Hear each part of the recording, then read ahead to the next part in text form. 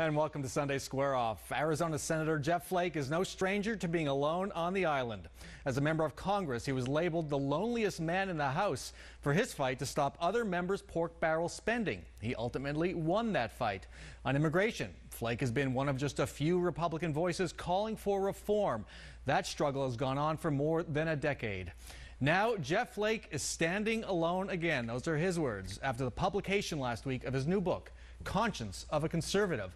It's a brutal indictment of his own party and president and a desperate call for a return to conservative values. At the same time, a new survey by Public Policy Polling shows Flake's Senate job could be in jeopardy. Just 18% of Arizona voters approve of the job he's doing. 62% disapprove. That is a negative 44. More troubling for Flake, he faces a Republican primary next year. Former state senator Kelly Ward's already in the race. And President Trump might back another opponent.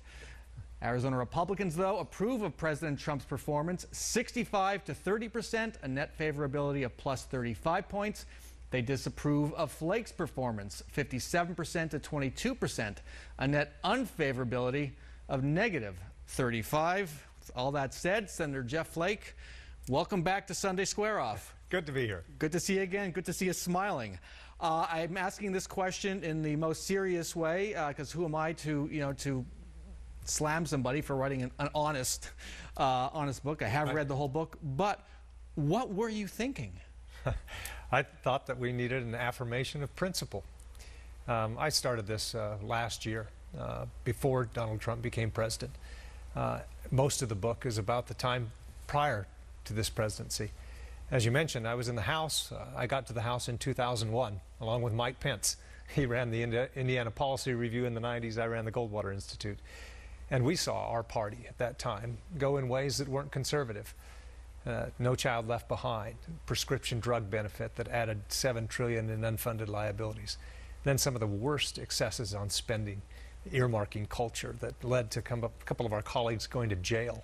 And this drain the swamp that we hear now was really first started by Nancy Pelosi very effectively against Republicans because of the earmark culture. And we were drummed out of the majority in 2006 in the House and the Senate, and then we lost the presidency in 2008. So I'm concerned about where we go from here. And deeply concerned, yes. Judging by the book. You're very harsh on the party, its leadership, and the president. Here's just a quote: "The party has lost its way. We pretended that the emperor wasn't naked." You're talking about President Trump here. Even worse, we checked our critical faculties at the door and pretended the emperor was making sense.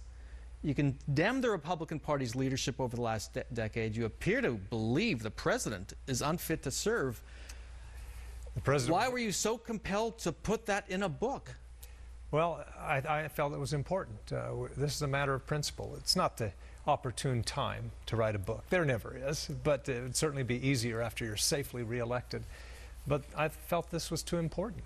I felt that it ought to be said now. You described this time as a crisis. It is. It is. Barry Goldwater wrote the original Conscience of a Conservative, and this book is very much an homage to Goldwater.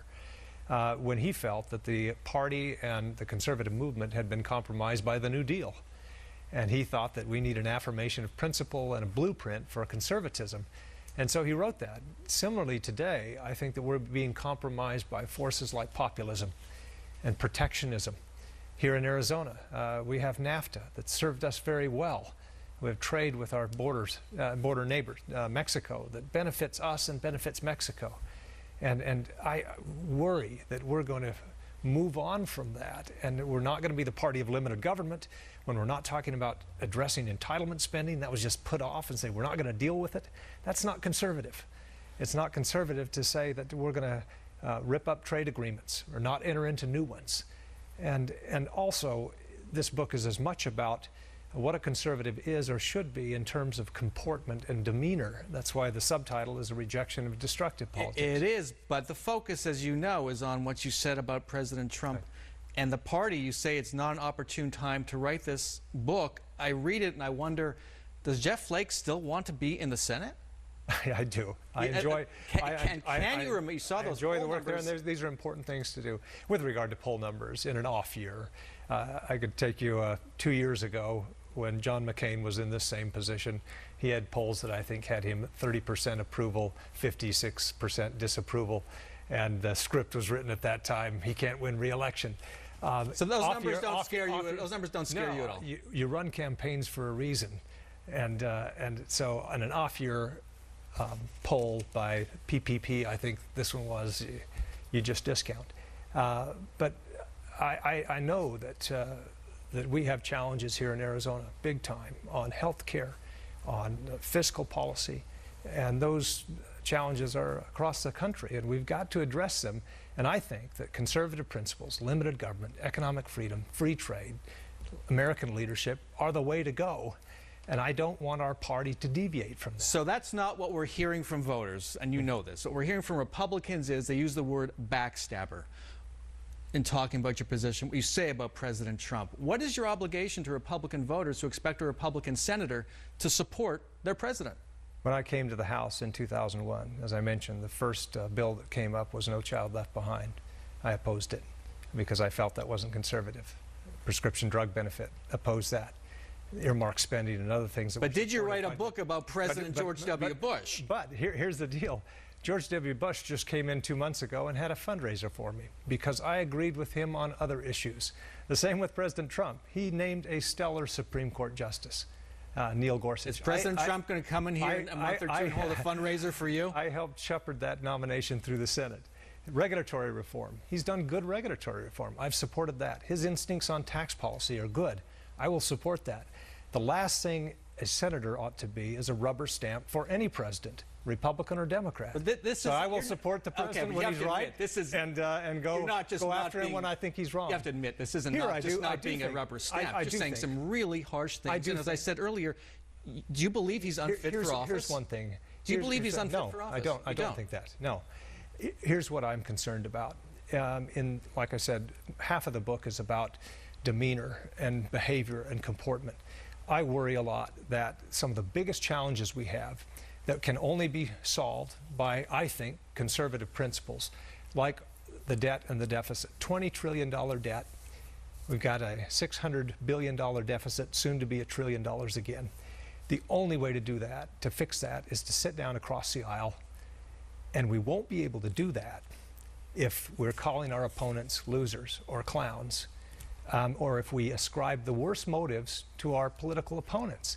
And that's as much of a concern. The emperor has no clothes. My goodness, that's harsher than anything a Democrat would say. We have a responsibility. How can you have it both ways? We have a responsibility. For example, when the president started his campaign saying that people are coming across the border and referring to migrants from Mexico as rapists, when he referred to a judge born in Indiana as a Mexican in a pejorative way, when he demeaned the service of John McCain, saying that he couldn't respect him because he was captured. Should I not have spoken out there? I think it's the responsibility of elected officials. I would hope that if I were in that position and I made statements like that, that Republicans, that people in my party would call me out for it. I got ended there. We got a lot more conversation to come.